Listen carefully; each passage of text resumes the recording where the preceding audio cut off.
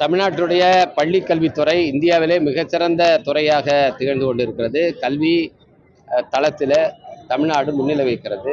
இதுக்கெல்லாம் காரணம் ஆசிரியர் பெருமக்களுடைய உழைப்பு தான். அப்படி உழைக்கின்ற ஆசிரியர்களை பல பேரை 12,000க்கு மேற்பட்டவர்களை பணி நிரந்தரம் செய்யாமல் அவர்களை தற்காலிக ஆசிரியர்களாகவே வைத்திருப்பது ஒரு நியாயம் அல்ல. எனவே மாண்பு முதலமைச்சர் அவர்கள், பள்ளிக்கல்வித்துறை அமைச்சர் அவர்கள் இந்த ஆசிரியருடைய நியாயமான கோரிக்கையை பரிசீலித்து இவர்கள் அனைவரையும் பணி நிரந்தரம் செய்ய வேண்டும். நம்முடைய அரசு பள்ளிகளுடைய தரத்தை உயர்த்துவதற்கு இது மிக மிக தேவை. எனவே இதை செய்ய வேண்டும் என்று கேட்டுக்கொள்கிறோம்.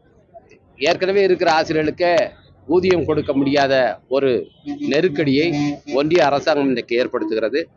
சமகரா சிக்ஷாவில் விடுவிக்க வேண்டிய நிதியை விடுவிக்காமல் காலதாமதம் செய்கிறார்கள். இந்தியை திணிக்கிற பிஎம்ஸ்ரீ பள்ளிக்கு ஒப்புதல் அளித்தால்தான் நாங்கள் சமகரா சிக்ஷா நிதியை விடுவிப்போம் என்று ஒன்றிய கல்வி அமைச்சர் தர்மேந்திர பிரதான் பிளாக்மெயில் அரசியல் செய்கிறார். இதை வன்மையாக கண்டிக்கிறோம். உடனடியாக அந்த நிதியை விடுவிக்க வேண்டும் என்று ஒன்றிய அரசை வலியுறுத்துகிறோம்.